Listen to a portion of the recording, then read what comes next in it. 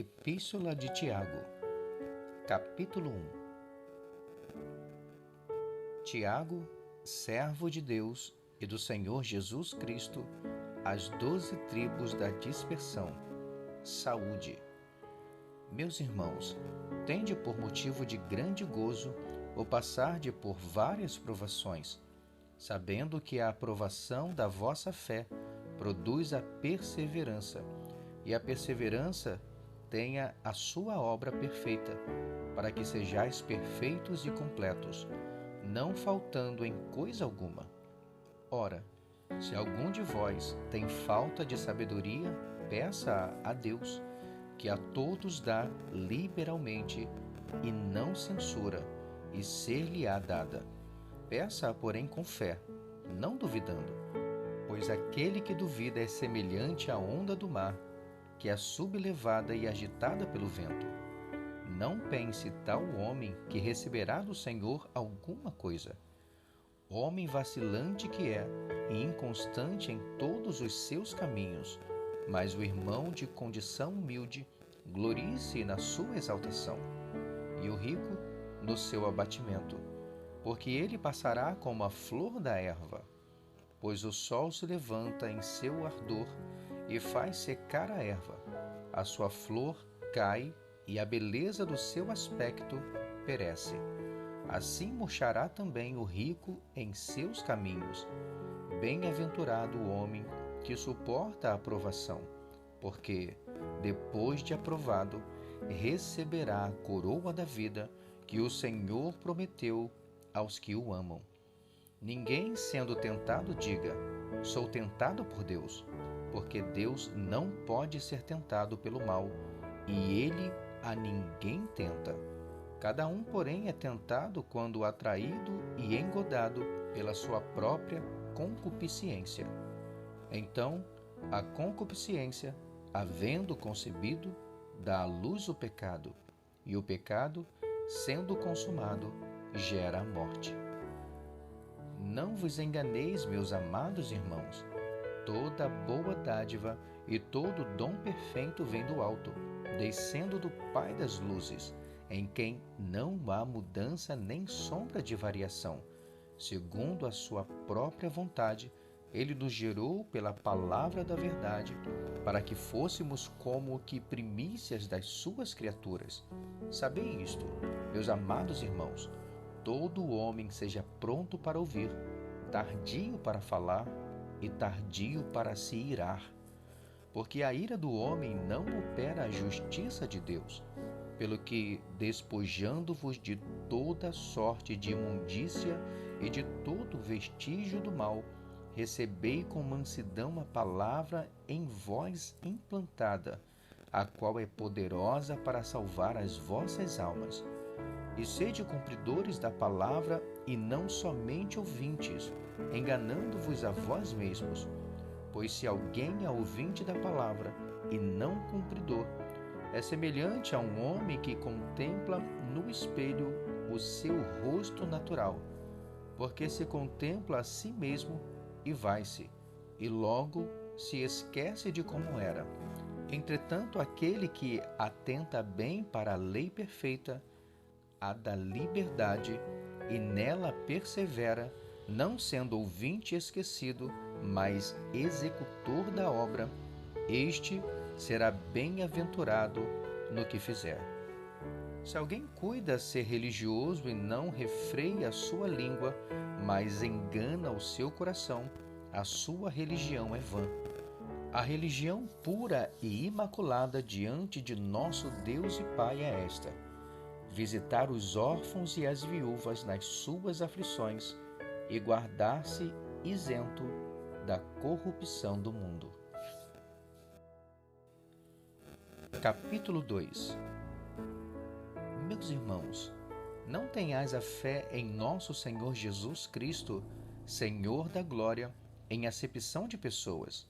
Porque se entrar na vossa reunião algum homem com anel de ouro no dedo e com traje esplêndido, e entrar também algum pobre com traje sórdido, e atentardes para o que vem com traje esplêndido e lhe disserdes: senta-te aqui no lugar de honra, e disserdes ao pobre: fica em pé, ou senta-te abaixo do escabelo dos meus pés, não fazeis porventura distinção entre vós mesmos e não vos tornais juízes movidos de maus pensamentos? Ouve, meus amados irmãos, não escolheu Deus os que são pobres quanto ao mundo para fazê-los ricos na fé e herdeiros do reino que prometeu aos que o amam? Mas vós desonrastes o pobre. Porventura, não são os ricos os que vos oprimem e os que vos arrastam aos tribunais? Não blasfemam entre o bom nome pelo qual sois chamados? Todavia, se estás cumprindo a lei real, segundo a Escritura, amarás o teu próximo como a ti mesmo, fazeis bem. Mas se fazeis acepção de pessoas, cometeis pecado, sendo por isso condenados pela lei como transgressores. Pois qualquer que guardar toda a lei, mas tropeçar em um só ponto, tem se tornado culpado de todos. Porque o mesmo que disse, não adulterarás, também disse, não matarás. Ora, se não cometerdes adultério, mas és homicida, te has tornado transgressor da lei. Falai de tal maneira e de tal maneira procedei, como havendo de ser julgados pela lei da liberdade, porque o juízo será sem misericórdia para aquele que não usou de misericórdia. A misericórdia triunfa sobre o juízo. Que proveito há, meus irmãos, se alguém disser que tem fé e não tiver obras? Porventura, essa fé pode salvá-lo? Se um irmão ou uma irmã estiverem nus e tiverem falta de mantimento cotidiano, e algum de vós lhe disser: ide em paz, aquentai-vos e fartai-vos, e não lhes derdes as coisas necessárias para o corpo, que proveito há nisso? Assim também a fé, se não tiverdes obras, é morta em si mesma. Mas dirá alguém: tu tens fé, e eu tenho obras. Mostra-me a tua fé sem as obras, e eu te mostrarei a minha fé pelas minhas obras. Crês tu que Deus é um só? Fazes bem. Os demônios também o creem e estremecem. Mas queres saber, ó homem vão, que a fé sem as obras é estéril? Porventura, não foi pelas obras que nosso pai Abraão foi justificado quando ofereceu sobre o altar seu filho Isaque? Vês que a fé cooperou com as suas obras, e que pelas obras a fé foi aperfeiçoada. E se cumpriu a Escritura que diz: e creu Abraão em Deus, e isso lhe foi imputado como justiça, e foi chamado amigo de Deus. Vedes então que é pelas obras que o homem é justificado, e não somente pela fé. E de igual modo não foi a meretriz Raabe também justificada pelas obras, quando acolheu os espias e os fez sair por outro caminho? Porque assim como o corpo sem o espírito é morto, assim também a fé sem as obras é morta. Capítulo 3. Meus irmãos, não sejais muitos de vós mestres, sabendo que receberemos um juízo mais severo, pois todos tropeçamos em muitas coisas. Se alguém não tropeça em palavra, esse é homem perfeito e capaz de refrear também todo o corpo. Ora, se pomos freios na boca dos cavalos para que nos obedeçam, então conseguimos dirigir todo o seu corpo. Vede também os navios que, embora tão grandes e levados por impetuosos ventos com um pequenino leme, se voltam para onde quer o impulso do timoneiro. Assim também a língua é um pequeno membro e se gaba de grandes coisas. Vede quão grande bosque um tão pequeno fogo incendeia. A língua também é um fogo. Sim, a língua, qual mundo de iniquidade, colocada entre os nossos membros, contamina todo o corpo e inflama o curso da natureza. sendo por sua vez inflamada pelo inferno. Pois toda espécie, tanto de feras como de aves, tanto de répteis como de animais do mar, se doma e tem sido domada pelo gênero humano, mas a língua nenhum homem a pode domar. É um mal irrefreável, está cheia de peçonha mortal. Com ela bendizemos ao Senhor e Pai, e com ela amaldiçoamos os homens, feitos à semelhança de Deus. Da mesma boca procede bênção e maldição. Não convém, meus irmãos, que se faça assim. Porventura, a fonte deita da mesma abertura água doce e água amargosa? Meus irmãos, pode acaso uma figueira produzir azeitonas ou uma videira figos? Nem tampouco pode uma fonte de água salgada dar água doce. Quem dentre vós é sábio e entendido? Mostre pelo seu bom procedimento as suas obras em mansidão de sabedoria.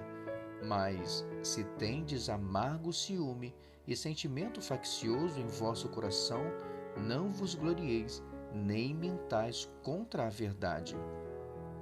Essa não é a sabedoria que vem do alto, mas é terrena, animal e diabólica. Porque onde há ciúme e sentimento faccioso, aí há confusão e toda obra má. Mas a sabedoria que vem do alto é primeiramente pura, depois pacífica, moderada, tratável, cheia de misericórdia e de bons frutos, sem parcialidade e sem hipocrisia. Ora, o fruto da justiça semeia-se em paz para aqueles que promovem a paz. Capítulo 4. Donde vêm as guerras e contendas entre vós? Porventura, não vem disto, dos vossos deleites, que nos vossos membros guerreiam? Cobiçais e nada tendes, logo matais. Invejais e não podeis alcançar, logo combateis e fazeis guerras. Nada tendes, porque não pedis. Pedis e não recebeis, porque pedis mal, para o gastardes em vossos deleites. Infiéis, não sabeis que a amizade do mundo é inimizade contra Deus? Portanto, qualquer que quiser ser amigo do mundo, constitui-se inimigo de Deus.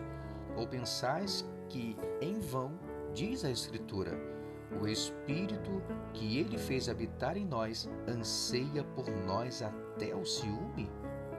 Todavia, dá maior graça. Portanto, diz, Deus resiste aos soberbos, dá, porém, graça aos humildes. Sujeitai-vos, pois, a Deus, mas resisti ao diabo, e ele fugirá de vós. Chegai-vos para Deus, e ele se chegará para vós. Limpai as mãos, pecadores, e vós, de espírito vacilante, purificai os corações. Senti as vossas misérias, lamentai e chorai. Torne-se o vosso riso em pranto, e a vossa alegria em tristeza. Humilhai-vos perante o Senhor, e Ele vos exaltará. Irmãos, não faleis mal um dos outros. Quem fala mal de um irmão e julga seu irmão, fala mal da lei e julga a lei. Ora, se julgas a lei, não és observador da lei, mas juiz. Há um só legislador e juiz, aquele que pode salvar e destruir. Tu, porém, quem és que julgas ao próximo? Ei agora, vós que dizeis, hoje ou amanhã iremos a tal cidade, lá passaremos um ano, negociaremos e ganharemos. No entanto, não sabeis o que sucederá amanhã. Que é a vossa vida? Sois um vapor que aparece por um pouco e logo se desvanece. Em lugar disso, devias dizer, se o Senhor quiser, viveremos e faremos isto ou aquilo.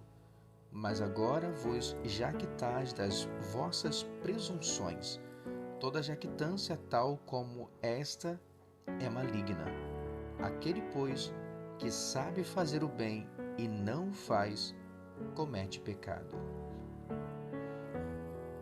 Capítulo 5. Ei agora, vós ricos, chorai e pranteai por causa das desgraças que vos sobrevirão. As vossas riquezas estão apodrecidas, e as vossas vestes estão roídas pela traça. O vosso ouro e a vossa prata estão enferrujados, e a sua ferrugem dará testemunho contra vós, e devorará as vossas carnes como fogo. Entesouraste para os últimos dias.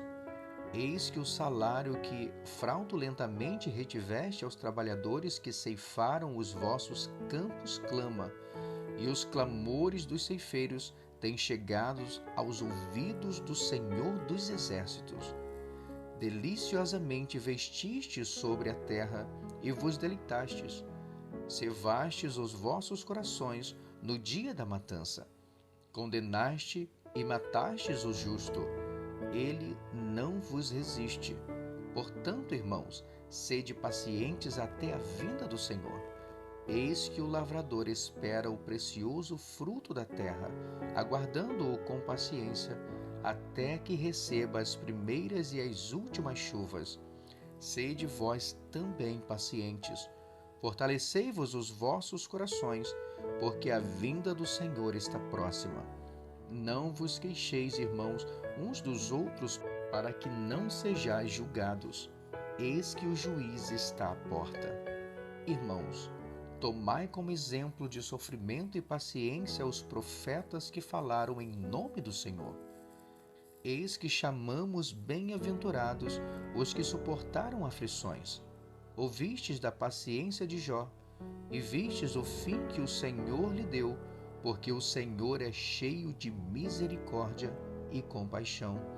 Mas, sobretudo, meus irmãos, não jureis nem pelo céu, nem pela terra, nem façais qualquer outro juramento. Seja, porém, o vosso sim, sim, e o vosso não, não, para não cairdes em condenação. Está aflito alguém entre vós? Ore. Está alguém contente?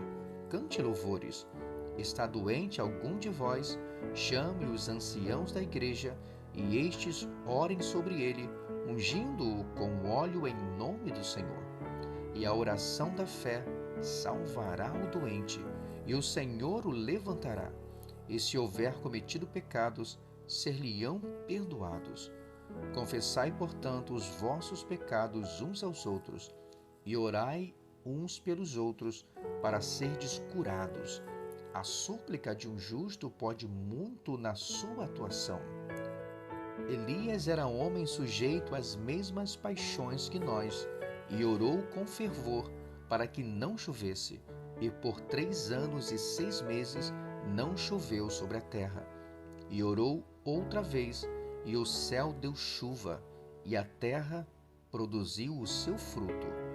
Meus irmãos, se alguém dentre vós se desviar da verdade e alguém o converter, sabei que aquele que fizer converter um pecador do erro do seu caminho, salvará da morte uma alma e cobrirá uma multidão de pecados.